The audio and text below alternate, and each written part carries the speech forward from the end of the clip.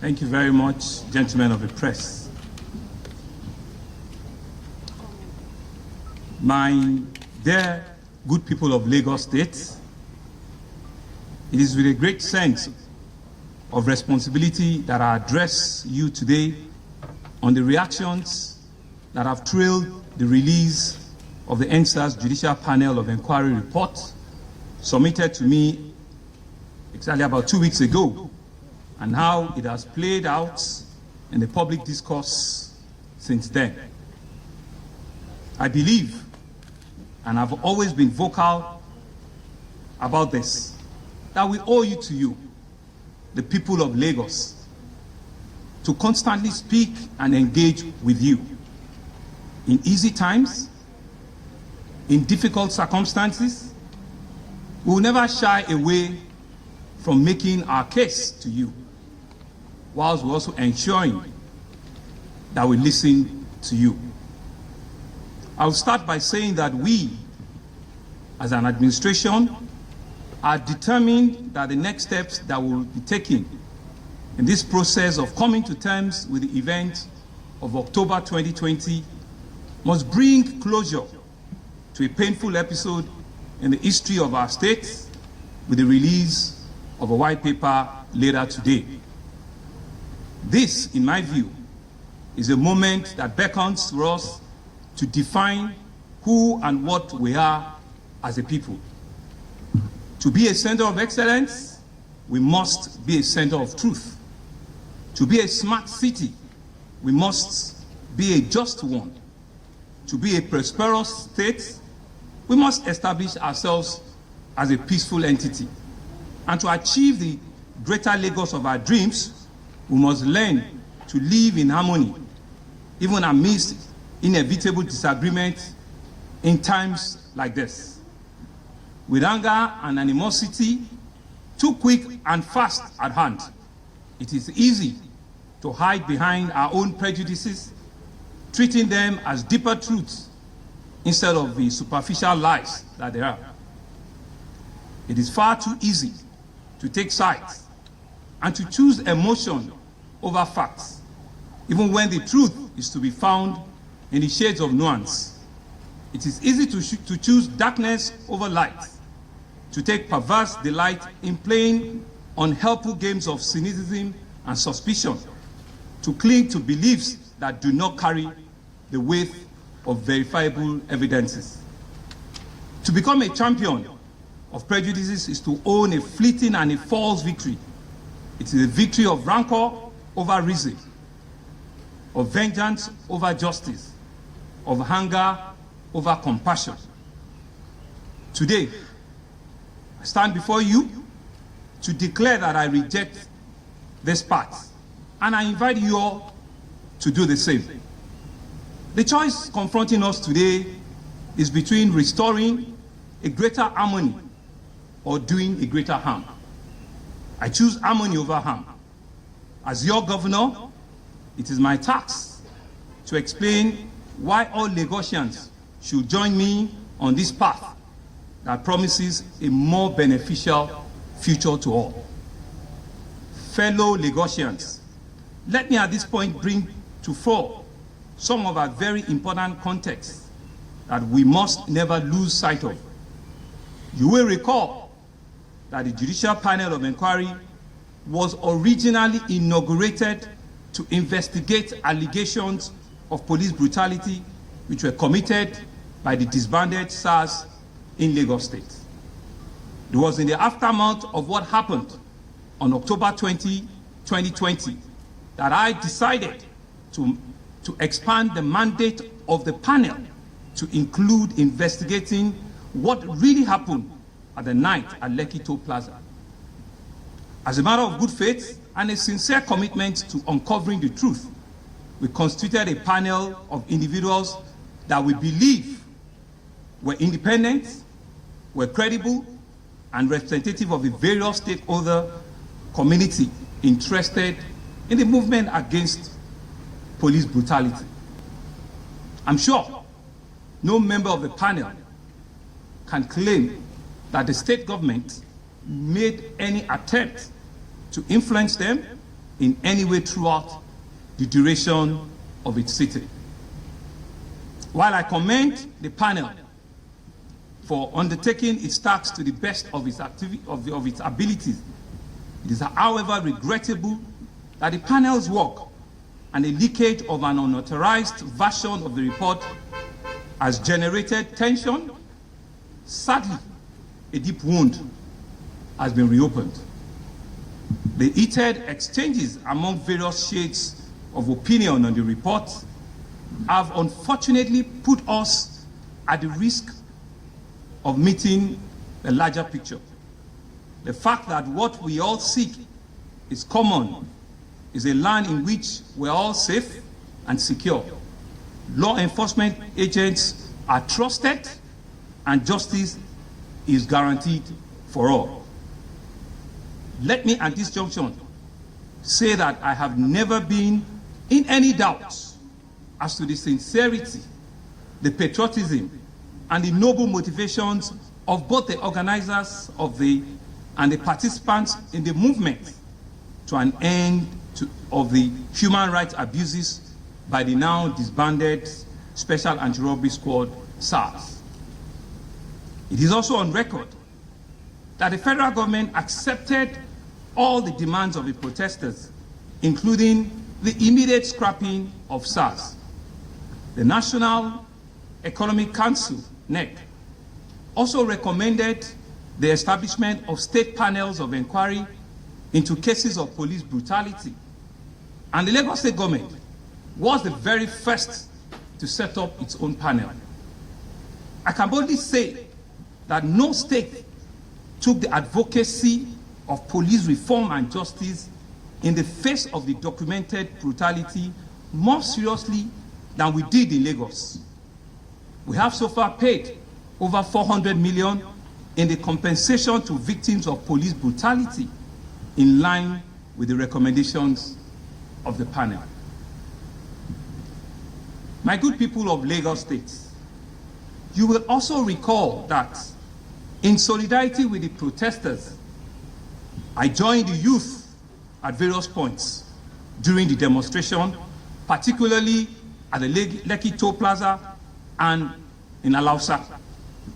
I received the charter of demands of the protesters and promised to pass them to the President and Commander-in-Chief of the Armed Forces, President Muhammadu Buhari. I kept my words and I passed on the demands to the President, who promised to act promptly on the issues raised.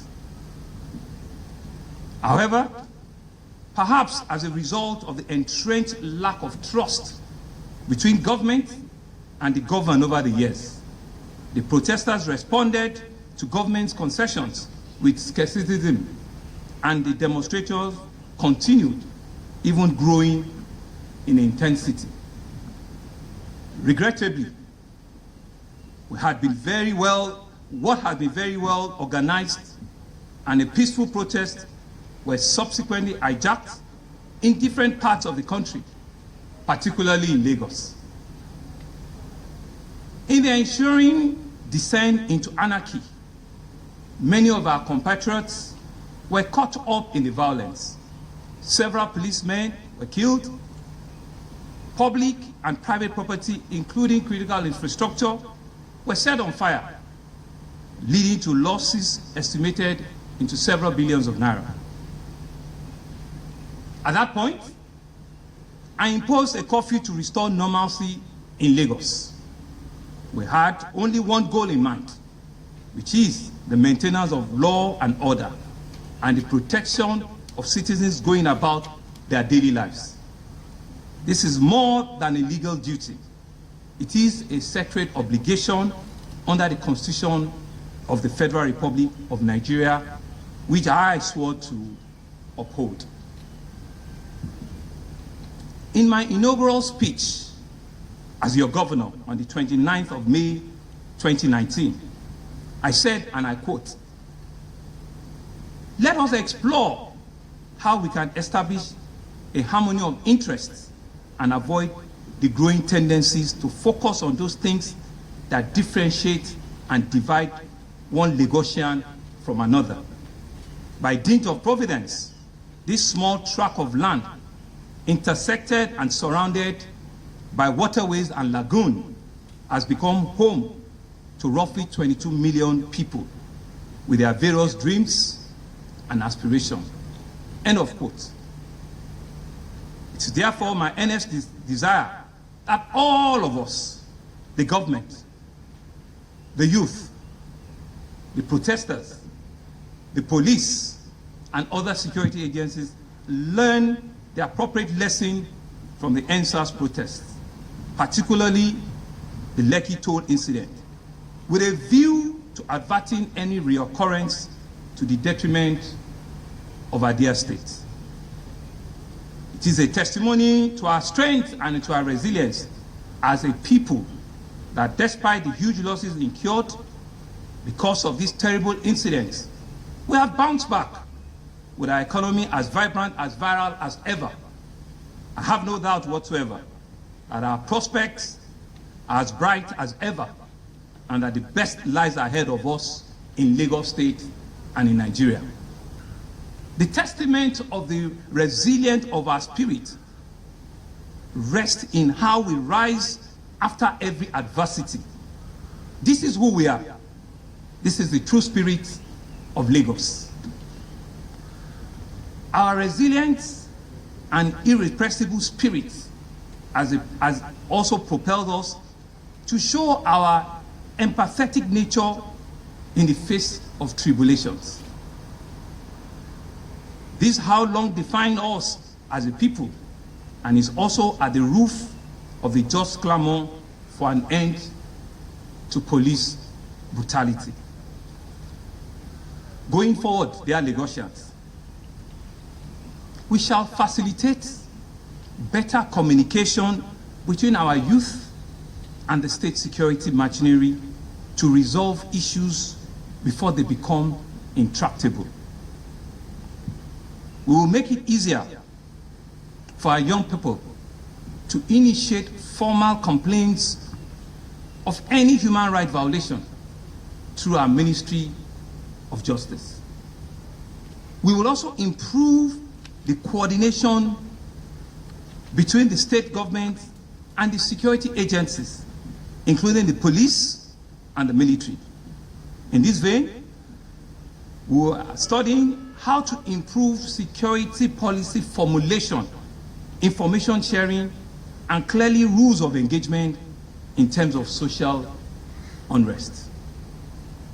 Just as we have established a mechanism to compensate all those who lost either their homes, their businesses, and their livelihood to the violent destruction in October 2020, we shall also establish a detailed procedure for the just compensation of citizens with verifiable claims of any form of police brutality committed during this protest. Dear Lagosians, in this month of December, I'll be leading a walk of peace to herald the healing of our land.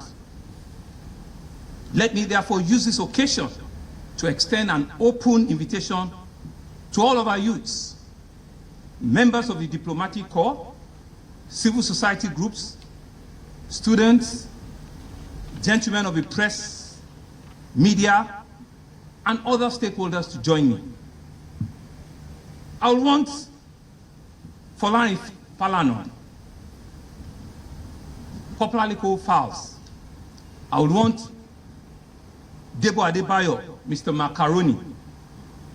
I would want an activist lawyer, Mr. Dele Farotimi.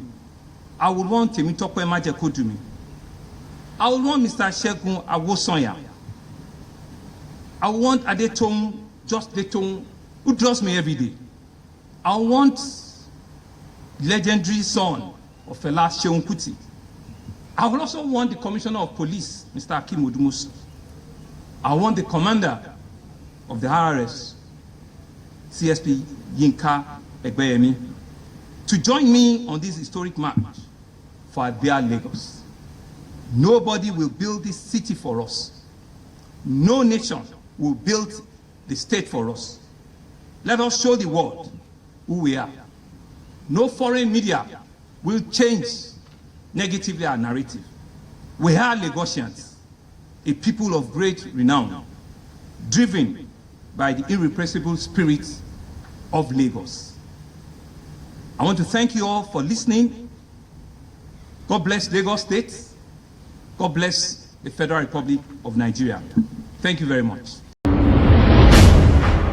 You're watching Per Second News. For more information about PSN, visit our website at www.persecondnews.com. Stay up to date with Per Second News, journalism of courage.